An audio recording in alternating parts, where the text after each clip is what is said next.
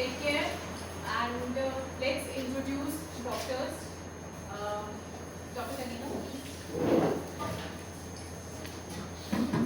Everyone, Metro Center for Neurosciences is the one who is launching the clinic, specialized clinics in all the field. We are already running the headache clinic, which is run by Dr. Sonia Gupta. She is the chairman and the director of the Metro Group of Hospitals.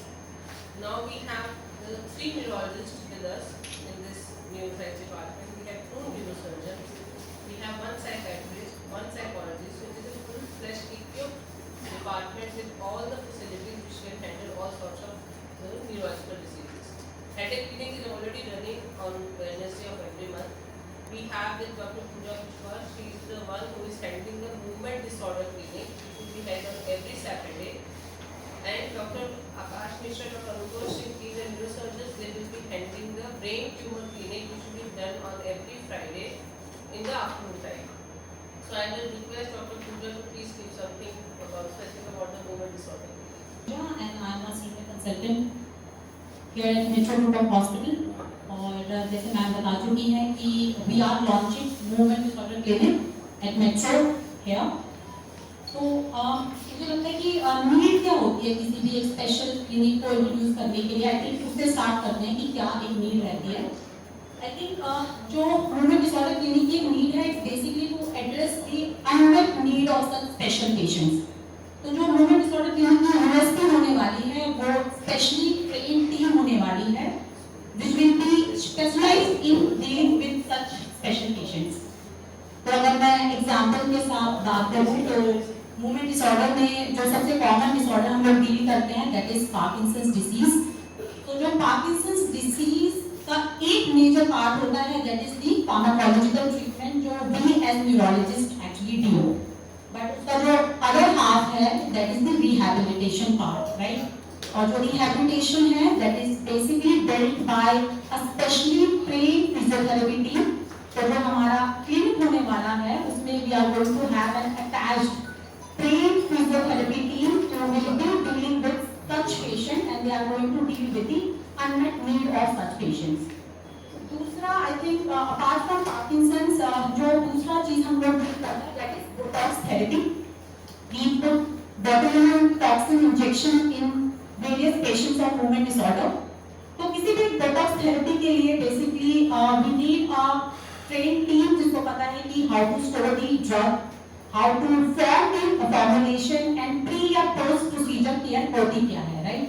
So ये जितनी भी care है ये एक normal जो हमारी OPTs होती है न्यूरोलॉजी की जनरल ओपीडीज उसमें हम लोग मैनेज नहीं कर सकते हैं. So there is when the need for the special clinic has come up. And तीसरा है DBS, right? Deep brain stimulation surgery we people are going to start here at Metro Group of Hospital. तो DBS जो surgery होती है वो basically Parkinson's disease के patient के लिए होती है और उसकी जो स्क्रीनिंग होती है it require a proper protocol for that which could be done only in a special clinic.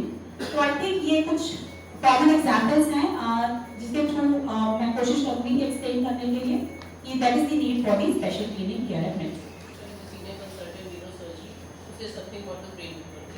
Thank you, Dr. Kanika, for giving the opportunity, and Dr. Sonia also for letting me handling the department. We have done a good number of cases on a routine basis, brain tumor cases over here. We are well equipped with the advanced techniques such as microscopes. We use endoscopic surgeries also for tumors and everything. We operate from transnasal, मतलब हम चीरा बिना लगाए भी brain के tumours निकाले हैं यहाँ पे और बहुत ही सक्सेसफुली ट्यूमर निकाले हैं.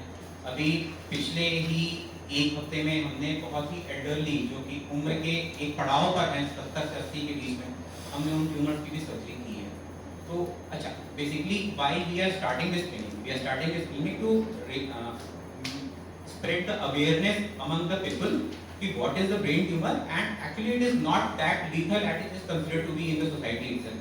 Recently I received a message from a friend of mine. He is a neuroanesthetic in a hospital at Pune. So he was asking, there was a capital plate glioma or something. He was asking me whether इसका treatment क्या है, कैसा है, something like that. So एक जो हमारा caption भी यहाँ पर है, not all brain tumors require treatment. So that is also important. तो जिनको भी ब्रेन ट्यूमर डायग्नोज हुआ है या फिर जिनको ऐसा लगता है कि उनको ब्रेन ट्यूमर जैसे सिम्टम्स हैं, जैसे हेडेक है, सीजर्स है, तो they can approach this OPD to consult us what should be the normal course of action, what is the management which is required, what is the investigation needs to be done to get it clear that the patient is suffering from a brain tumor or not. Secondly, as far as the management part of surgery is concerned, we are very well equipped. We have microscope, we have endoscope, we have drill, we are doing awake craniotomies over here.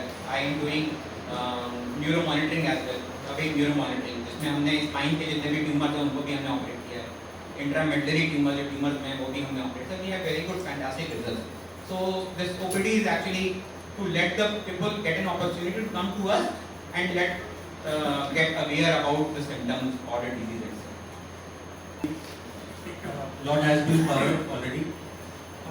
To primarily understand brain tumors are of three types. It can be primarily in the brain itself, which can be further divided into benign, malignant. Secondly, they can be metastatic deposits from the rest of the body to brain. Having said that, the presentation, the most common presentation which gets ignored is headache. Oftentimes, the headache is confused as a general headache, but only an expert can differentiate which kind of headache the patient is trying to comment on. That is why the need of the specialized clinic, so that the awareness can be spread. lot of armamentarium is available to us. जैसे तर्कश में बहुत तीन है, जैसे microscope है, endoscope है, image guided system है. आप अवेक नॉटमीज कर सकते हैं, इसमें पेशेंट को बेहोश करने की जरूरत नहीं है. ये डिपेंड करता है कि पेशेंट की नीड क्या है, कहाँ का ट्यूमर. तो पार्किंसन बेसिकली न्यूरोडिजनरेटिव डिसऑर्डर है, यानी कि जिसमें जो ब्रेन के सेल्स होते हैं वो डीजनरेट या सिकुड़ने शुरू हो जाते हैं बेसिकली. हाँ, so basically जो पार्किंसंस डिजीज है that is a neurodegenerative disorder. ये एक ऐसा डिसऑर्डर है जहाँ पे जो ब्रेन के सेल्स हैं वो डीजनरेट करने लग जाते हैं या उनकी सिकुड़न होनी शुरू हो जाती है. और स्पेसिफिकली जो ब्रेन का बेसल गैंग्लिया वाला पार्ट है उसके अंदर सिकुड़न होती है, बिकॉज़ वहीं पर सेल्स रिस्पांसिबल होते हैं फॉर डोपामिन सिक्रीशंस, राइट. तो ऐसा जब हम कारण की बात करें पार्किंसन की, तो हमारा कोई इटियोलॉजिकल फैक्टर नहीं है कि किस कारण की वजह से पार्किंसन होता है, but yes we have risk factors. हमारे रिस्क फैक्टर्स हैं कि किन लोगों को पार्किंसन हो सकता है. तो स्पेशली नंबर 1 एज, जिनकी एज मोर देन 60 इयर्स है, they are more prone for Parkinson's disease. जिनको अदर एसोसिएटेड कोमॉर्बिड डिसऑर्डर है, यानी कि जिनको बीपी, शुगर, हार्ट के डिसऑर्डर्स हैं, उनमें ज्यादा पार्किंसंस होने के चांसेस होते हैं, राइट. फिर कुछ और रिस्क फैक्टर्स होते हैं जैसे कि smoking, alcohol is also a risk factor for Parkinson's disease. तो जो दूसरा क्वेश्चन उन्होंने पूछा है कि how to prevent Parkinson's disease, तो प्रिवेंशन के लिए आप रिस्क फैक्टर को टारगेट करेंगे. तो रिस्क फैक्टर रिवर्सिबल तो नहीं है, एज तो बढ़ती जाएगी, तो बाकी चीजों को टारगेट किया जाता है. जिनको बीपी, शुगर, हार्ट के कोई भी डिसऑर्डर है, आप उनको टारगेट कीजिए, उनको आप मैनेज रखिए, नंबर 1. नंबर 2, मेडिटेशन, योग, because it helps in reducing the oxidative stress, जो कि एक अलग रिस्क फैक्टर है फॉर हैविंग पार्किंसंस डिजीज. तो अगर प्रिवेंशन की बात करें तो just target the risk factor. जो भी रिस्क फैक्टर है पार्किंसन में, आप उनको टारगेट करें. Start early, beyond 35, start indulging into lifestyle modification. So this is how we are going to prevent Parkinson's disease. तो फेजेस में एडवाइजेबल नहीं होती है, बिकॉज इनिशियल फेजेस में वी टारगेट फार्माकोलॉजिकल थेरेपी, यानी कि हम मेडिसिन से ट्रीट करते हैं, जो बहुत इजी है. स्टार्टिंग में जब पार्किंसन स्टार्ट होती है तो जो मेडिसिन का असर है वो काफी ज्यादा अच्छा आता है. बियॉन्ड 5 इयर्स, 5 साल के बाद जितनी भी दवाइयां होती हैं उनका असर कम होना स्टार्ट हो जाता है. That is when you require DBS, जब उनको स्क्रीन किया जाता है. प्रॉपर एक प्रोटोकॉल है. जब भी कोई पेशेंट आता है पार्किंसन का beyond 5 years, so there are certain parameters जिनके थ्रू हम पेशेंट को असेस करते हैं to define whether the patient is a candidate for DBS और not. So this is how we plan DBS for a Parkinson's disease patient. After usually after 5 years इसकी requirement ज्यादा है. Beyond पहले 5 साल से पहले तो भी मैनेज विद द मेडिसिन्स, वहां से मैनेज हो जाता है.